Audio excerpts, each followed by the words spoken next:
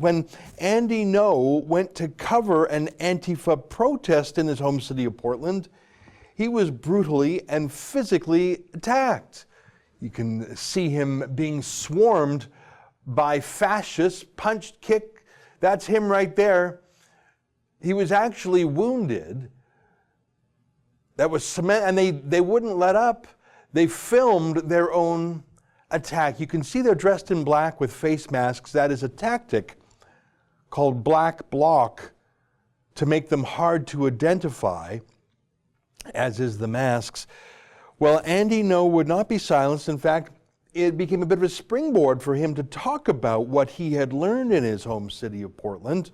He did the media circuit on the growing threat of these street gangs in America that are really the street gangs, the paramilitary wing of the U.S. Democratic Party. Well, we have some Antifa violence in Canada too. Thankfully, it's not to the same extent as seems to be permitted in the United States, but it's worth discussing. And so at the University of British Columbia, which is not far from Portland, Andy Ngo was invited to speak about the threat. In fact, the title of his discussion was Understanding Antifa Violence, and he was invited by the aptly named Free Speech Club at UBC.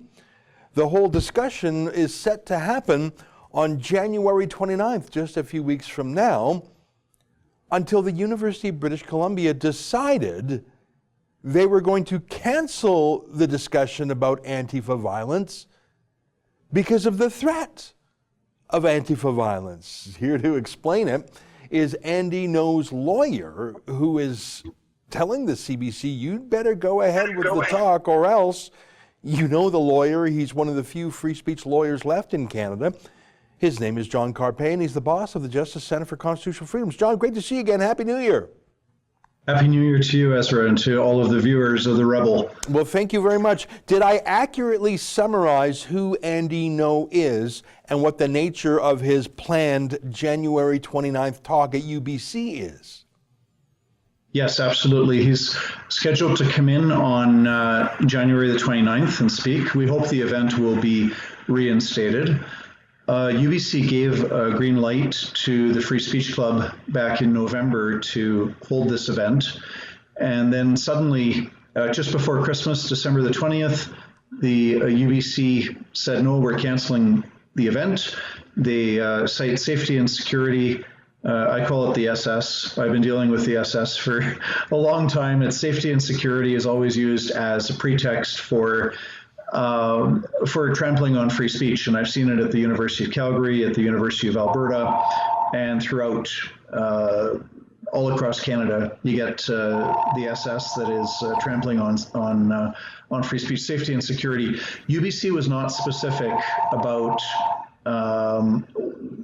was this Antifa, or did they feel that people might be emotionally triggered by having, possibly hearing what Andy Ngo had to say? Not clear. Just safety and security is all that was mentioned.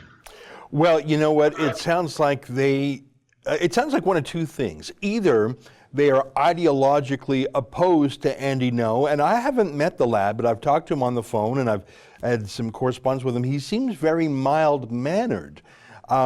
He couldn't possibly be offensive. His style is very calm. Academic. And calm, very academic, very philosophical. Yeah, and not that it matters, but he happens to be a Vietnamese American, and he happens to be gay, and neither of those are relevant other than, he's not a big, brutish, skinhead, I'm a white supremacist. He presents no challenge to the woke culture other than he's calling out Antifa. So there's nothing endemic to who he is that's offensive in any way. In fact, he checks all the boxes for, today's academic left, other than he's calling out the violence of it. So it could be an antipathy towards Andy Ngo, but I don't see that. So I think they're just caving in to a threat of violence. And I don't know how big UBC's security personnel is. It's a pretty big university. It's one of Canada's biggest. They probably have more than 100 security guards on that campus. They probably have very close working relationships with the RCMP, with Vancouver or Richmond or Burnaby. I don't know. Sorry, I'm sorry. I don't know which police force would be, but there's no way they could not handle a challenge of some protesters. And even if some protesters brought masks and clubs, as we saw in Portland, there is absolutely no way UBC security or RCMP or city police can't handle it. I think they're just taking the easy way out, the coward's way out, and they're joining the mob themselves. Well, we can't let Antifa or anybody else dictate who is allowed to speak and who is not allowed to speak. And, you know, it's interesting. You mentioned earlier, you know, their name anti-fascist, but it was fascists in Europe in the 1920s and 30s, and not just in Germany and Italy, but in most European countries had fascist movements. And these people rejected debate. They rejected intellectual inquiry. And their attitude was, if we don't like what you're saying, we're going to shut you up. We're going to shut down your events. And we're going to be a bunch of thugs, and we're going to interrupt and obstruct. You know, and really the free society and free expression are actually, in a way, they're quite fragile, because all it takes is, you know, one person to get up in a, you know, if there's a conference, for example, or there's a speaker, there's a debate, all it takes is one person to stand up and start shouting, and that can, you know, shut down the debate or delay it. You know, you have to have the person removed.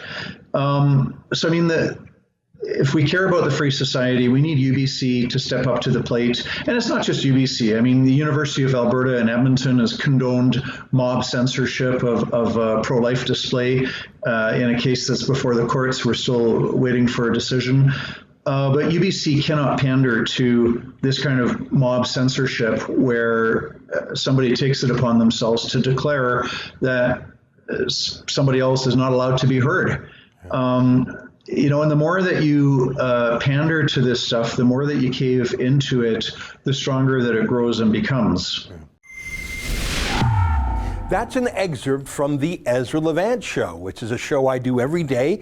I do a monologue, interview an interesting guest, and then I read my hate mail. But you've got to subscribe to it, which you can do at premium.rebelnews.com.